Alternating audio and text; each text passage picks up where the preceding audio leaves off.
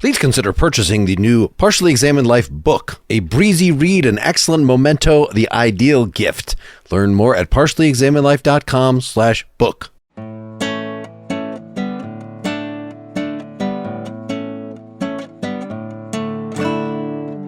Okay, welcome to part 2 of our discussion of Brian Ellis's 2002 book, The Philosophy of Nature, A Guide to the New Essentialism. We left off discussing necessity and possibility, and I think we could finish up that discussion and then touch on the problems of idealization and then the ontological problem if we want to wrap that up before we get into implications.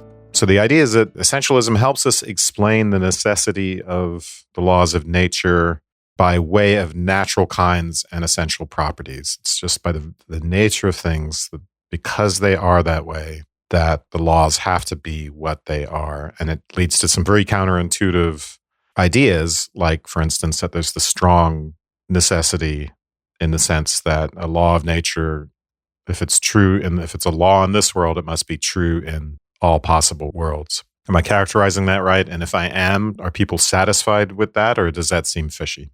The only qualification you have to make is for all possible worlds that are like our world. Yes, we could imagine another world with a different ontology, including different kinds of matter with different natures, different dispositions and causal powers. Let me just make sure that we're saying the right thing, just because I think I get what you're saying. But so just metaphysical necessity in this sense is the universe is set up with natural kind structure, and all possible worlds would have this structure. Let's just be careful. We can still always use our imagination to imagine a world that doesn't exist. That's all I'm saying. And so the constraint here is that, the possible world move is one where we imagine all the entities in this world are the same as the ones in our world, but they happen to act in a different way. Water is not water, and stuff like that. The way he puts it on page 110 is anything that is true of anything in virtue of its essential nature must be true of it in all worlds in which it exists. In which it exists. So this is the qualification that Dylan is learning us. If water exists, it's H. Yeah, I see. The microstructure will always be this. Yeah, absolutely. But that doesn't keep us from imagining a world in which there are different laws or not. It's just that world doesn't exist. To have the different laws, we would have to have different substances, different dispositional properties, different natures, different natural kinds. It couldn't serve as a counterfactual or anything like that. My thought is that he's saying, just like we talked about, how imagination is not going to be a test of possibility, a reliable test.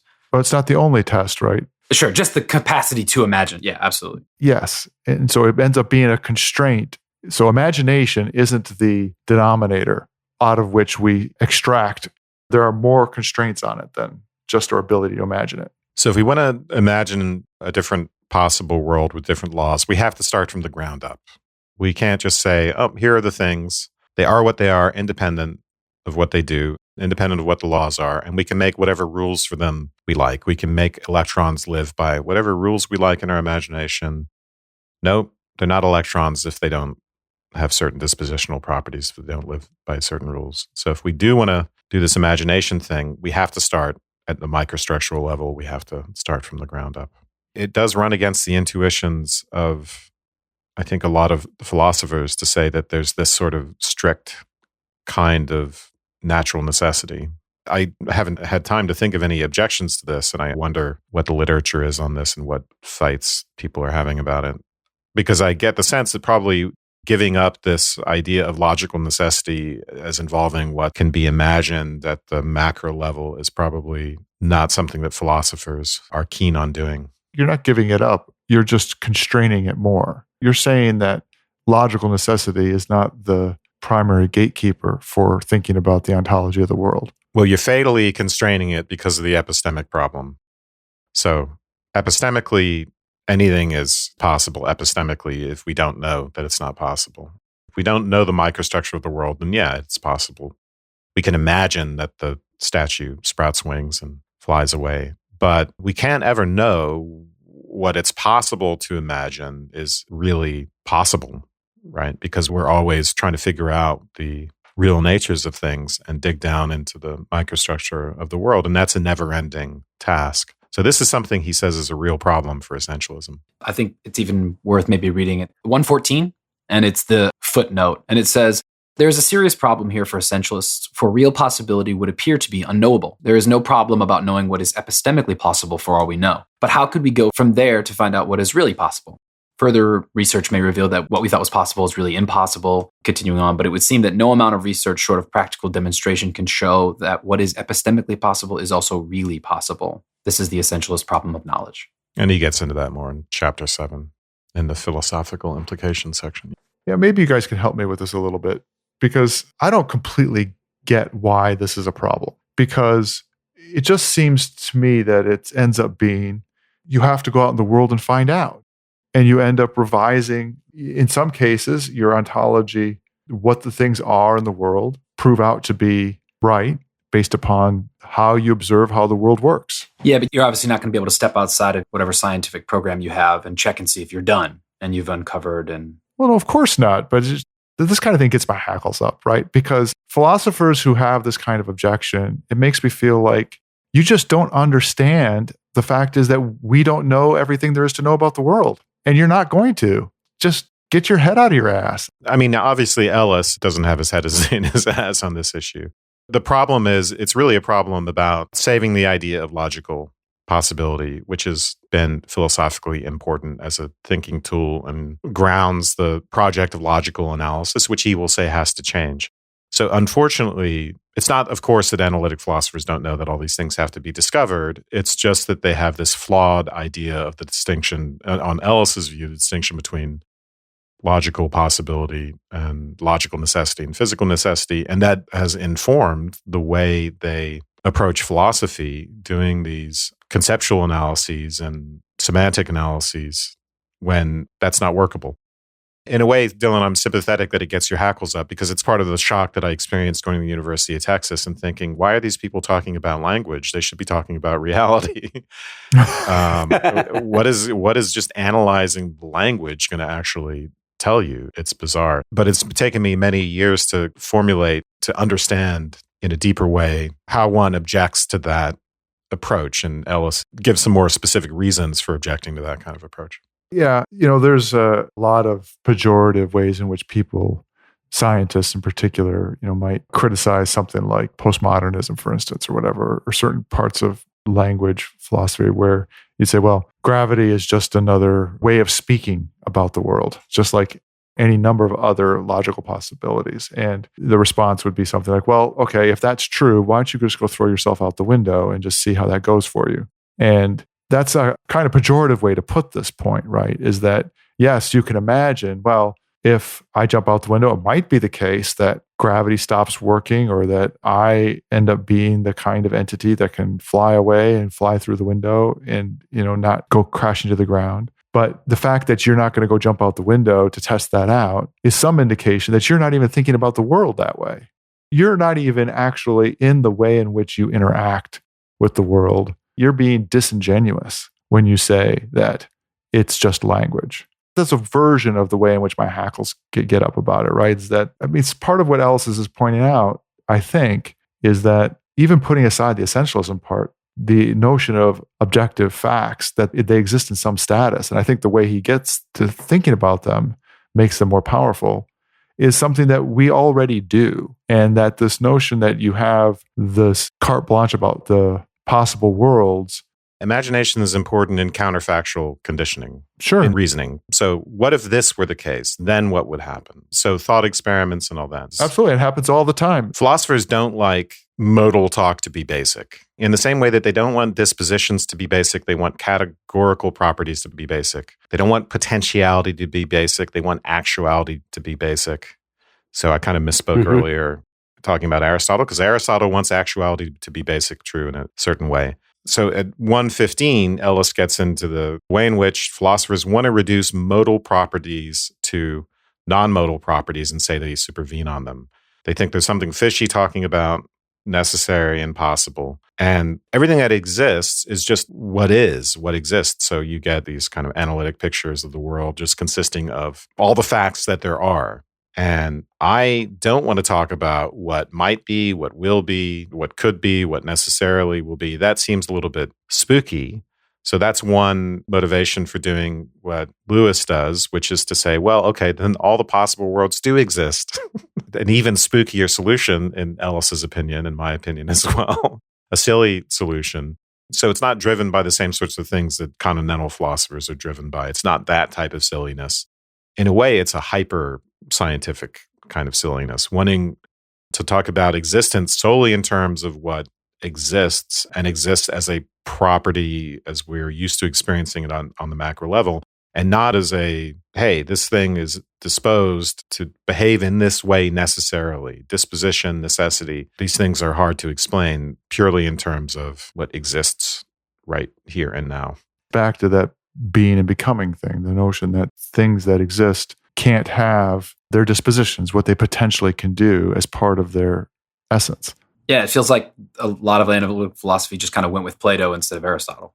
They were like, this transient stuff isn't legit. It's not real. They just felt uncomfortable talking about those things because they can kind of almost grasp like a static object with no intrinsic activity. I feel like they feel more comfortable with that almost.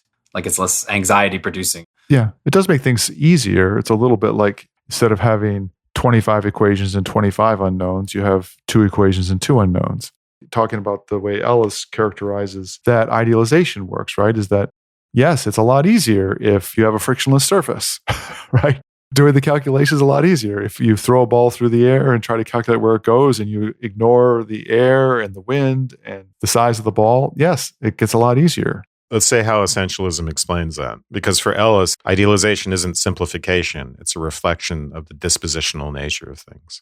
So we say, for instance, a Humean might want to say, or a conventionalist might want to say, well, the world isn't that simple as your idealized equation or theory suggests. Things never actually work quite that way in the real world. You've just simplified. And Ellis would say, no, the idealizations reflect what the thing is disposed to do in the absence of all the other interfering contextual things that are going on, all the other causal influences. And it's important to know that even if we never see it. We got to know that. That's what science is. We got to know how it's disposed to behave, even if we never see it behave exactly in that way. And honestly, going down that thought, take just the projectile, right? Is you'd say that it has the intrinsic disposition to travel in this particular way, but it also will be able to be disturbed from that travel by other things. That's part of its disposition, right? So it ends up being multi-layered in that respect. Yeah, and that's why he sort of points out the question for essentialists to determine, like, what is the ontological status of dispositional properties? So he sort of highlights that that's an issue, but he doesn't come down fully on one side or another.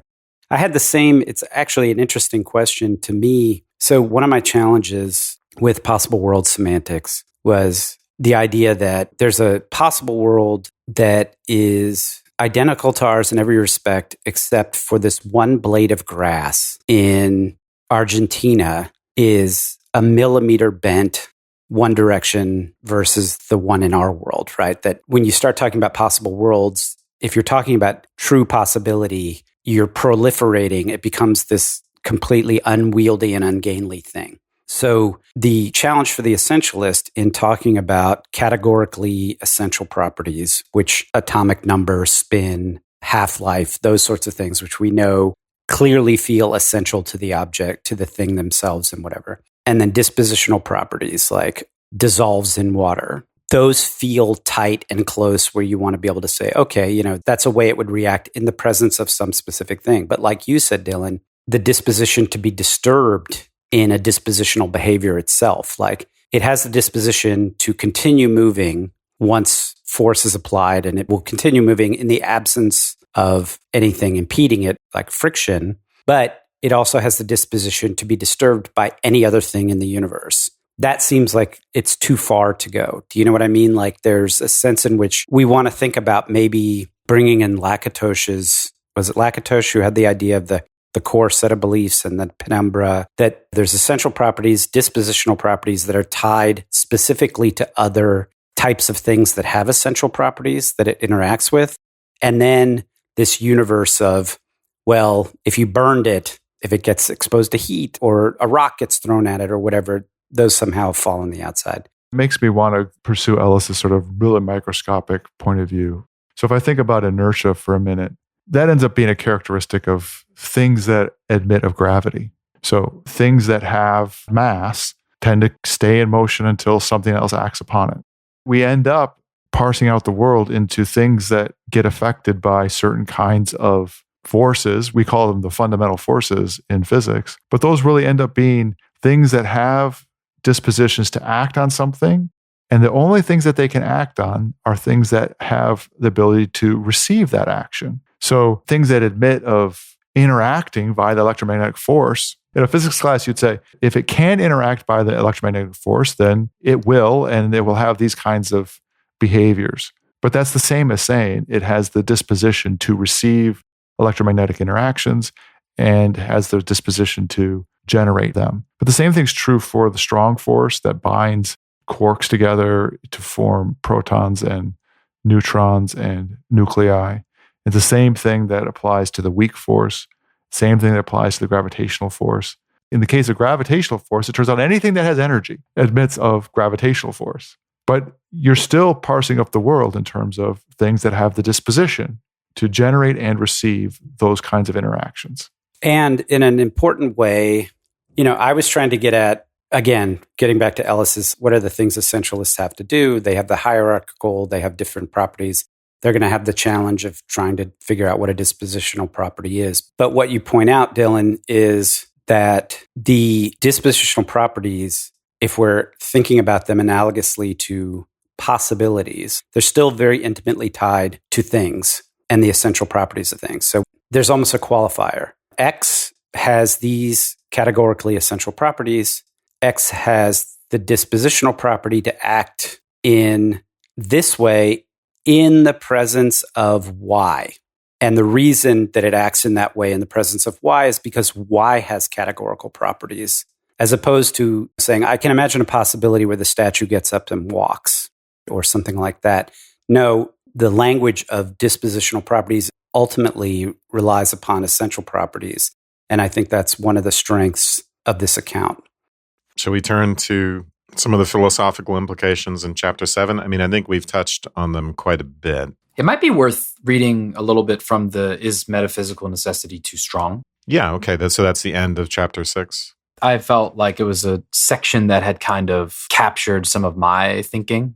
That's one of the things that I thought all the way through was, why exactly does it need to be metaphysically necessary and what work does that do? Which, of course, we'll talk about in a sec. But I think it's worth reading maybe his sort of pseudo-response to that, which starts at the bottom of 121. Of course, the world might not be the kind of world we think it is, but the speculation trades on uncertainty and is therefore of an epistemic nature.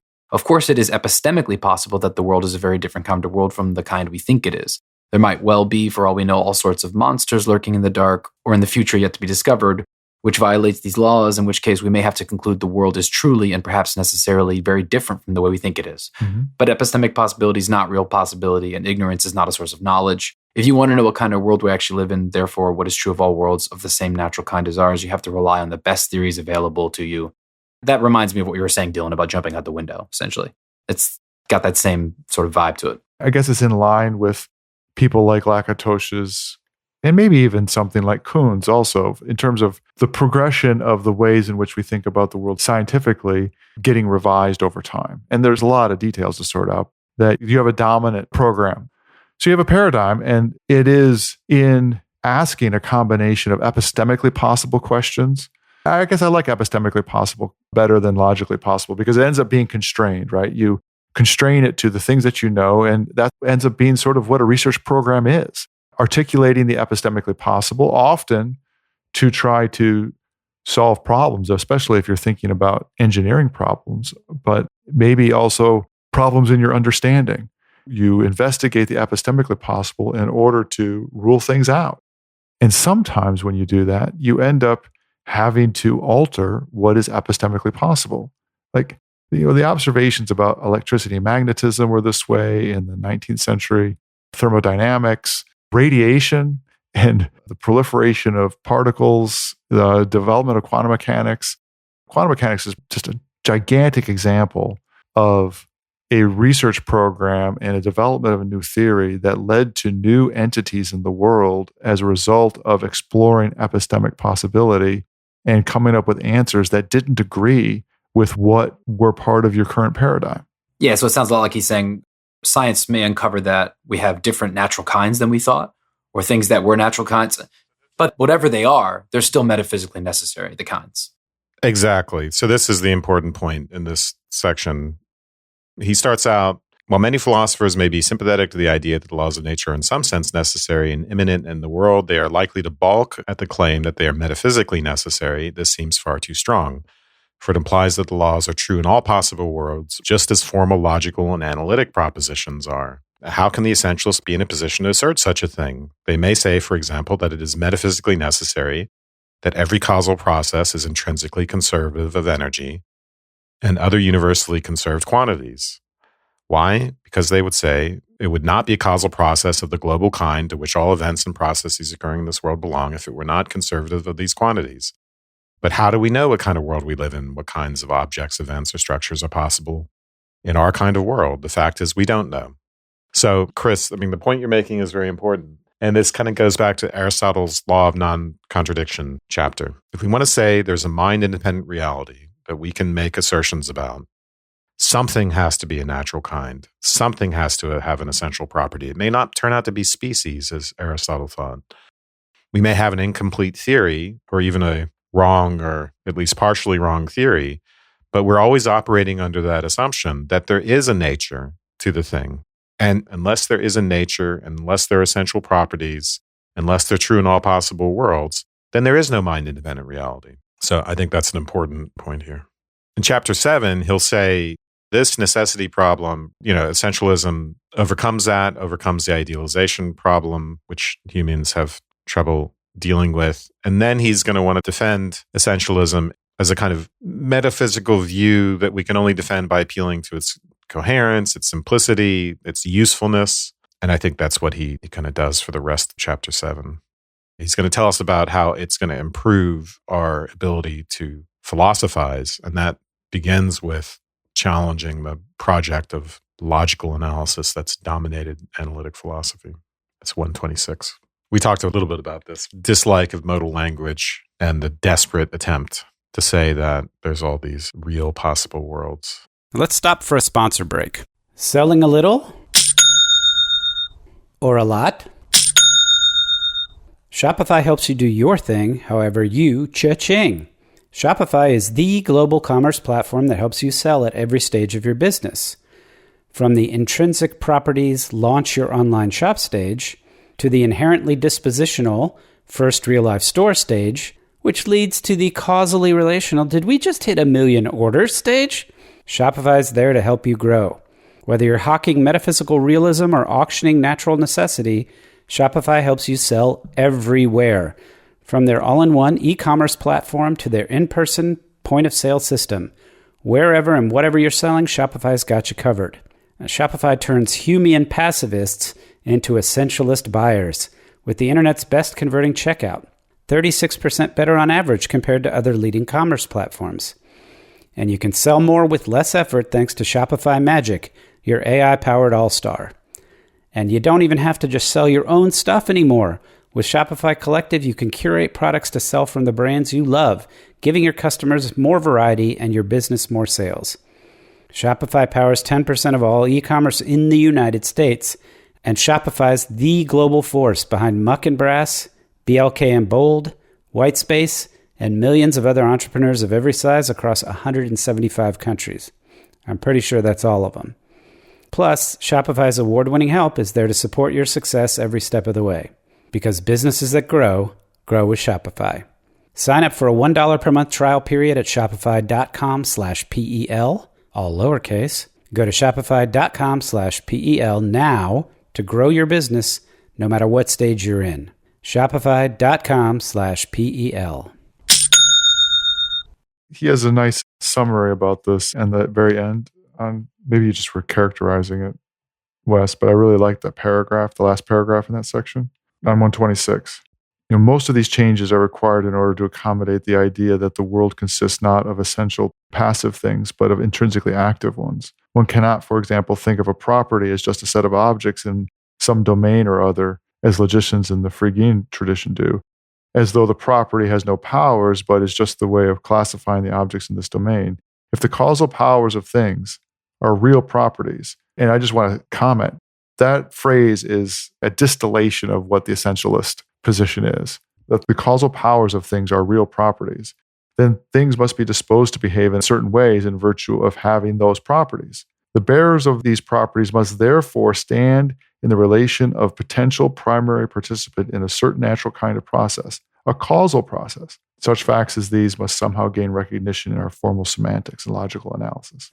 Yeah, I feel like this is kind of underplayed a little bit in the book, but he goes on, Dylan, from where you're reading to talk about the whole notion of the correspondence theory of truth and the way in which the correspondence theory of truth relies on the concept of extensionality.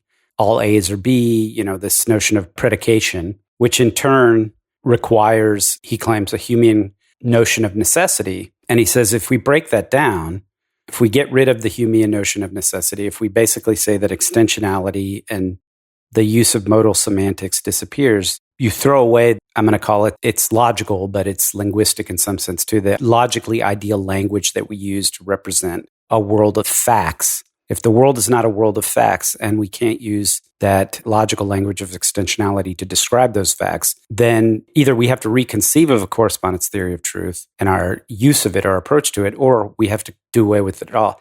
This is like pretty earth-shaking. This is not a minor thing. This is basically saying the philosophical program of the 20th century, at least in the Anglo-American tradition, needs to be completely thrown away at this point. We've climbed the ladder and now it's time to get rid of it, right? Throw it away. It's significant. It's not an implication, philosophical implication. It's a consequence. It's a significant consequence. Yeah, it does sort of feel like he's saying that the analytic program has been kind of handicapping itself by constraining the way it examines the world by examining our language. And basically saying something like, look, how are we going to account for modality? Oh, we can use this possible world semantics. Oh, what does this possible world semantics mean about our ontology? Are there real worlds? And he's saying, no, you guys are starting from the wrong point. We can have immanent modality in our understanding of the world right from the get-go. I think he says on page 130, he talks about the Humean program as being nominalistic and imagining the world as these separate individuals without the intrinsic activity. And so there's some confusion about how we get modality.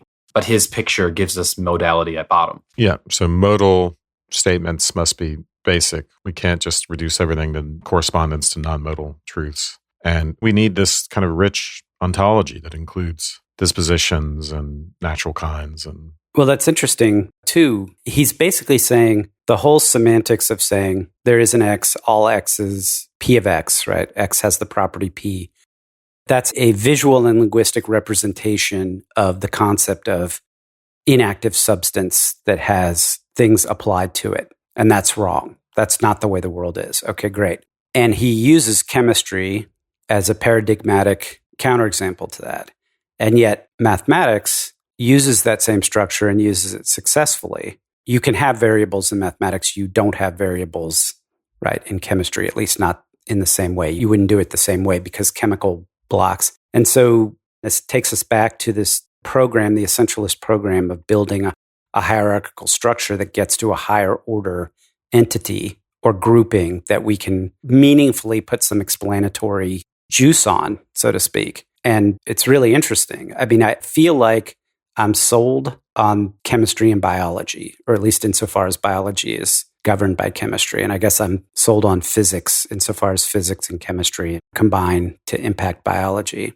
You're making a segue sort of en masse into the last two chapters, the one that we're on right now and the last one.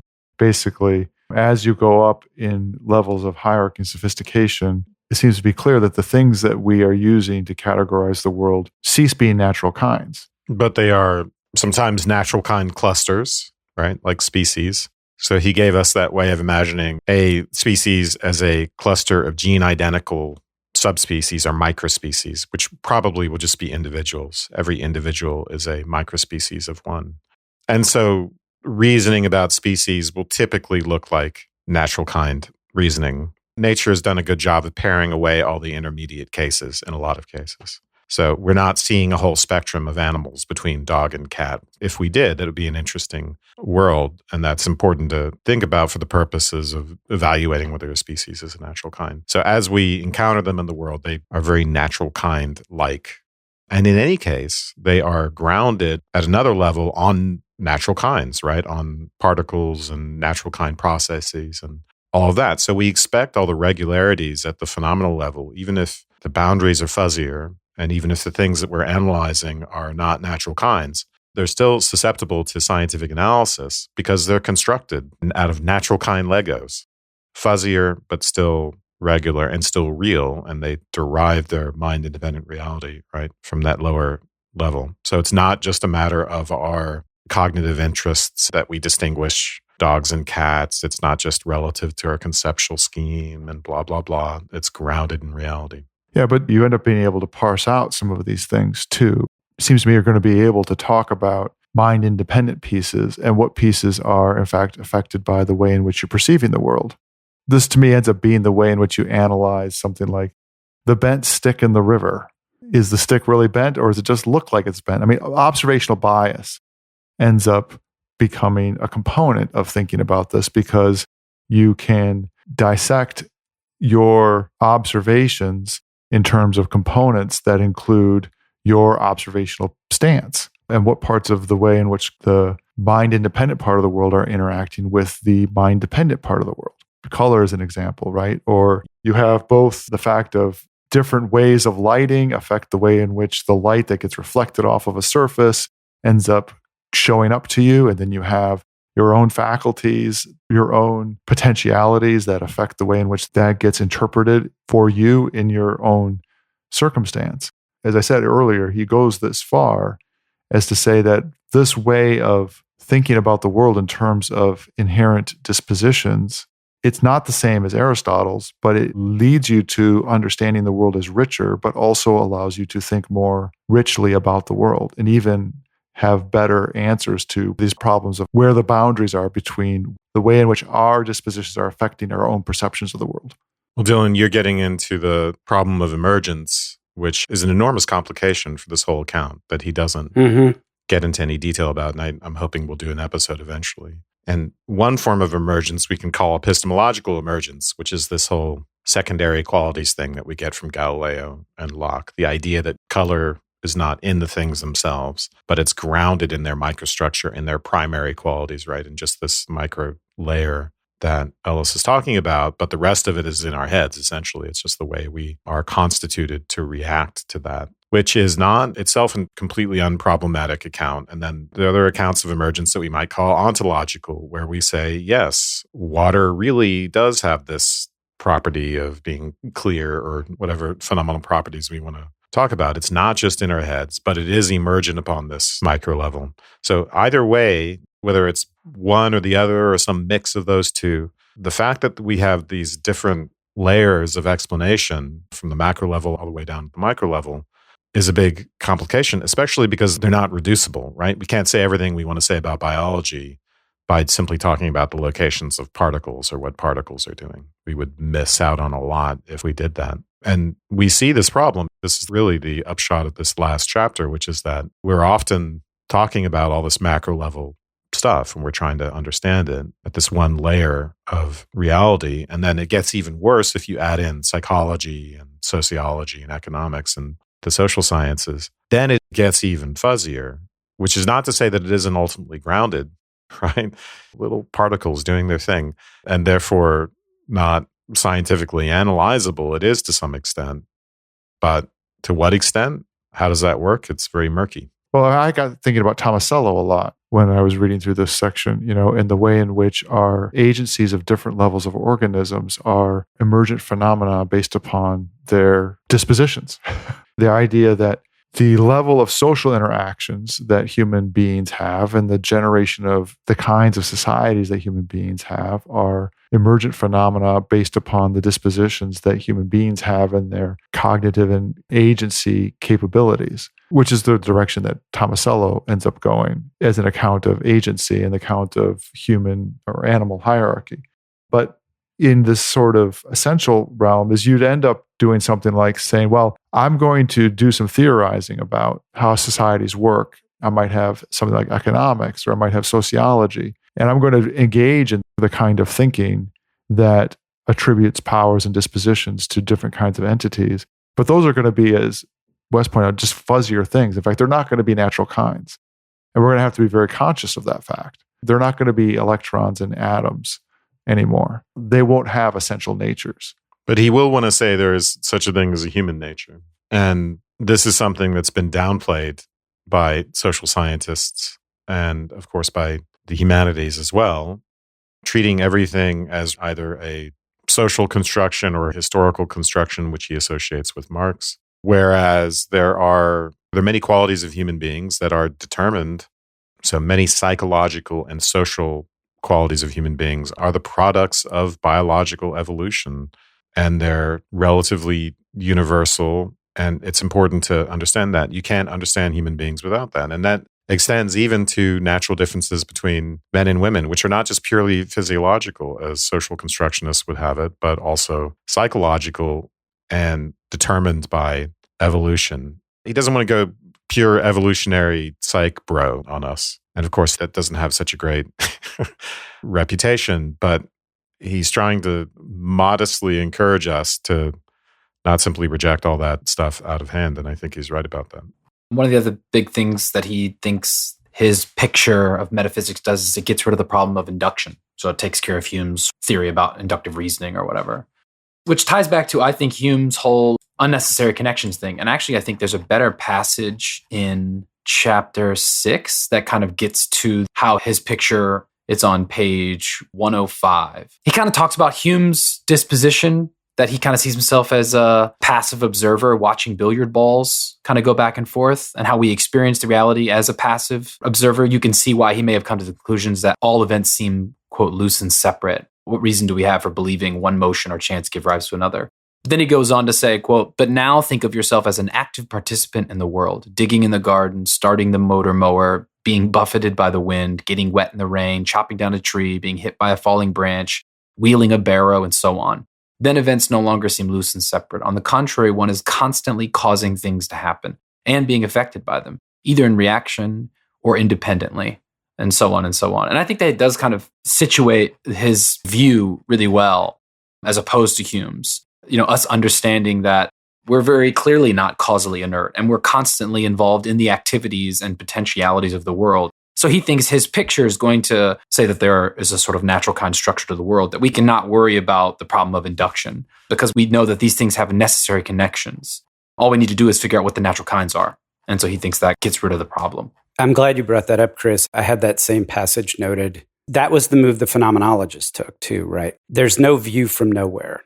And he's basically saying the human position requires you to be the disinterested Cartesian ego, and that's just not the way we are. And interestingly, the position he ascribes to quote unquote postmodernism of radical social construction or radical relativism, whatever you want to call it, also has a similar criticism of the view from nowhere, that we're always situated. And so it seems to me there's a way in which the concept of situationism, if you will, and essentialism could work very well hand in hand.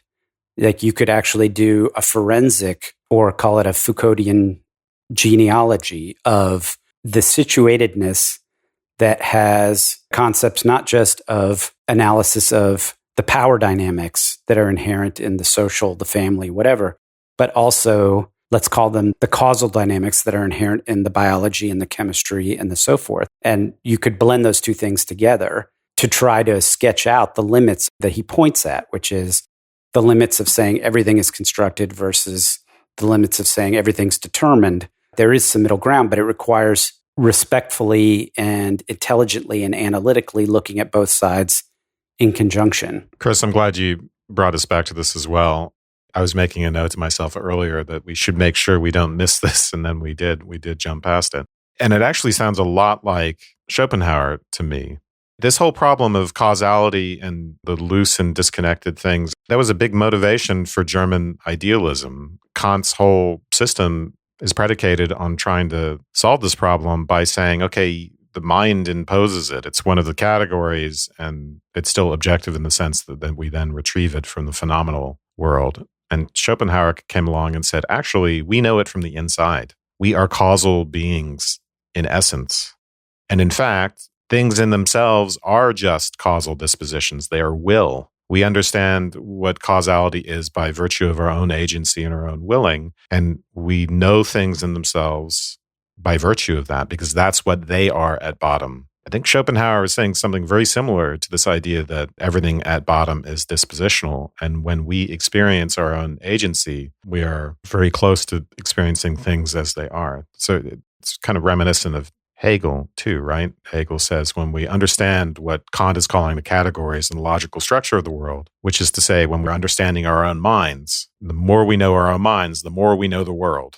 They are deep reflections of the properties of the world. And so our consciousness and our agency is a deep reflection of the fundamentally dispositional nature of the world. Yeah, and he thinks that solves some issues in philosophy of mind, right? That's part of what he talks about. I mean, right at the top of 141, he literally says, it does this, talking about the opposing view. It does this by portraying inanimate nature as intrinsically passive and therefore as being prima facie incapable of acting except under the influence of external forces. And then to bring those images together, it needs to be recognized that the natural world is not intrinsically passive, but essentially active. It is a world in which all things have causal powers and are therefore agents of one kind or another. So the power of agency is not something unique to human beings or other living creatures. It is a pervasive feature of reality. And that sounds like what Dylan was talking about earlier. And then also, the Schopenhauer. I mean, that's... And I think this is kind of what panpsychists are on a bit about today. It's intuitively appealing to say, well, you can't have just these two very, very different things, mind and matter, and then somehow get mind out of matter at the macro level. There must be something at the micro level paired that reflects this distinction we see at the macro level. And so panpsychists will want to say, well, okay, these fundamental particles are conscious in a sense. They don't experience our kind of consciousness, of course, but they have whatever it is that when it's more organized becomes human consciousness. And I think perhaps if we're convinced by Ellis, we might want to come along and say, yeah, they have potentiality. They have these dispositional properties. They have these causal capacities, which are actually spooky things, just like consciousness, and so are a good basis for consciousness. There's a thread that's going to become more complicated, right? Is that the thing that I find myself disagreeing a bit with the characterization is that all dispositions are effectively kinds of consciousness, which is what is being implied with that account of panpsychism. Well, I was trying to avoid saying that. I was giving my little spin on panpsychism to avoid that, but yeah. Well, if the panpsychist instead said all things are agentive, to use Tomasello's phrasing, I feel like it might be a little more reasonable. Maybe that's a weaker form of it. I would encourage people to look at Philip Goff. Panpsychists do have a very reasonable program that they're pursuing. It's not however we might caricature it. Dispositions, I think, are going to end up being different than agentiveness and different than consciousness. And that the notion that an electron has a disposition, but then we're made up of electrons, I think this is where the emergence question comes in, right? Is it that, well, electrons or all the fundamental particles in their dispositions, they hold within those dispositions the possibility of consciousness? Is that really what you want to say? Or is it that maybe that's true in some extrapolated way, but if for strong emergence is the generation of entities that are more than the sum of their parts, that are those characteristics, something like consciousness as an emergent phenomenon, is weakly held in the constituents underlying it. You can't get it without having the combination of things together. It's not held by the electron in its electron field. As a strongly emergent property, you would say, well, it's a result of those interactions. I feel like I accidentally trolled us into a conversation about panpsychism.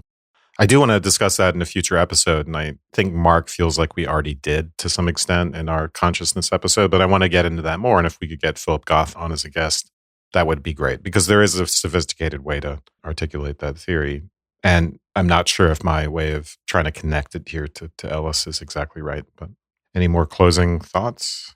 Do you guys walk away from this feeling like you think it's the case that electrons are metaphysically necessary? That's intuitive to you? They're metaphysically necessary to my enjoyment of the world. I can say that personally. They are what they are. They have the properties that they have necessarily. I mean, there's something that's bugging me about this that I can't articulate. Maybe it has something to do with the strong natural necessity. Overall, I like his account a lot. Let me put it this way. I wonder about what his interlocutors are saying in the literature. And this book that we read is more of a popularization, so he doesn't go into that. He has another more academic book. So I'd be curious to see what the objections are and how he responds and all that. Because I can feel that they're there. I just don't know what they are. I definitely agree. I feel like intuitively the strong claim about metaphysical necessity, I didn't feel like, given his sort of what he calls an argument of display, like this is what my picture can do to resolve some of the issues in these different intellectual disciplines. And maybe it's because I'm not connected to them directly. I didn't feel like I walked away with, oh yeah, your set of tools is a better set of tools than sort of abstaining. Because I still am going to be okay with intrinsic causal powers, a kind of necessity, but not one that extends to all possible worlds. It's unclear to me that we need to jump on board with that specifically, the strong claim. But maybe he'd still characterize me as an essentialist if I bought almost all of it. I mean, he's working at an interesting intersection here, right? He's simultaneously working in the philosophical tradition, so he's making traditional arguments, being deductive, establishing premises. And also, he's talking about, well, what's the explanatory value of this relative to the other paradigmatic frameworks that are trying to explain the same thing? And look at what mine does, which is very Lakatosian / pragmatic / scientific approach. I agree with you, Wes. Like, I think it would be really interesting to see the more academic version of this and see where the objection, not just what the objections are, but where are they coming from? Are they coming from philosophers? Are they coming from scientists or what have you? But it's extremely compelling. And if this was on my radar of topics to solve, like the world as it is good enough for me, to answer your question, Chris. I don't give a shit about metaphysical necessity because I don't need anything other than what we've got to keep me occupied for the rest of my life. I don't need any possible worlds. And I like the idea that this, in some sense, just puts the kibosh on all that nonsense. But I was enthralled. I very much like this. And I was surprised that I did. I thought it was great. I talked a lot already, so I talked enough for 2 episodes. Have we reached the end? Yes. Yeah, I'm good. I'm good. Thanks for inviting me on to participate. Thank you again, yeah, Chris. Thanks, Chris. Really good book. Of course. All right. So next time we're going to discuss Chuang Tzu. Thanks, everyone.